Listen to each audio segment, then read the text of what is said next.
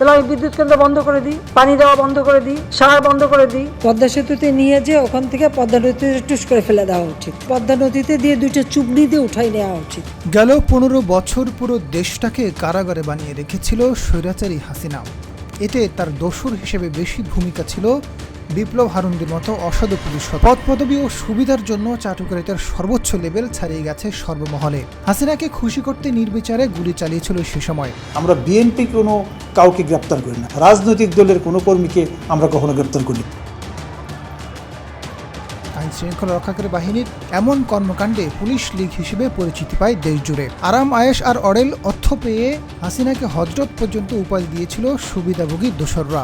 আউলিয়ার নাম নিয়ে আমি আমার বক্তব্য শুরু করতে চাই। শেখ হাসিনার নাম উচ্চারণের পূর্বে একটি শব্দ উচ্চারণ করতে চাই, সেটি হচ্ছে হযরত শেখ হাসিনা।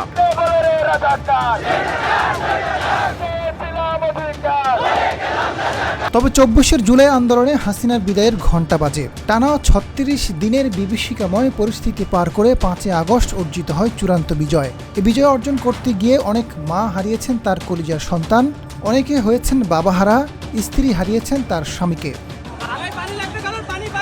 আন্দোলন চলাকালে 18 জুলাই থেকে কমপ্লিট শাটডাউন কর্মসূচি পালন করে ছাত্র জনতা।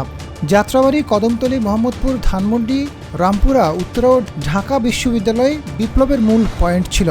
সে সময় আইন শৃঙ্খলা রক্ষাকারী বাহিনীর সদস্যরা আন্দোলন দমাতে ভয়ঙ্কর হয়ে ওঠে। গণমাধ্যমে প্রকাশিত খবর অনুযায়ী 18 থেকে 21 জুলাই সারা দেশে 128 জন প্রাণ হারায়, এর মধ্যে রাজধানীতেই 77 জন।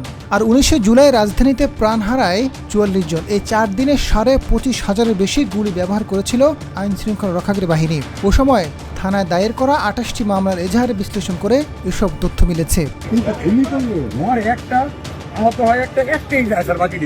আন্দোলন দমাতে বৃষ্টির মতো গুলি ছোড়া হয়েছে। কনস্টেবল থেকে শুরু করে ডিসি পদমর্যাদারাও গুলি করেছেন এমন অভিযোগ রয়েছে। বিষয়টি নিয়ে স্বরাষ্ট্র উপদেষ্টা লেফটেন্যান্ট জেনারেল অবসরপ্রাপ্ত মোহাম্মদ জাহাঙ্গীর আলম চৌধুরী বলেন, যাদের বিরুদ্ধে তথ্য প্রমাণ পাওয়া যাচ্ছে তদন্তের পর তাদের কাউকে ছাড় দেওয়া হবে না, তাদের ধরা হচ্ছে। আন্দোলন দমনে মরণাস্ত্রের ব্যবহারের ক্ষেত্রে বাড়াবাড়ি হয়েছে কিনা এ বিষয়ে পুলিশের সাবেক আইজিপি নূর মোহাম্মদ জানান, পুলিশ কখনো এমন ধরনের পরিস্থিতি মোকাবেলা করেনি। বিভিন্ন ভিডিও ফুটেজ ক্লিপে দেখা গেছে খুব কাছ থেকে শটগান ব্যবহার করা হয়েছে, যা বাড়াবাড়ি মনে হয়েছে। যারা ক্ষমতার অপব্যবহার করেছে তাদের আইনের আওতায় আনতে হবে। Azad Faruk, GTV news.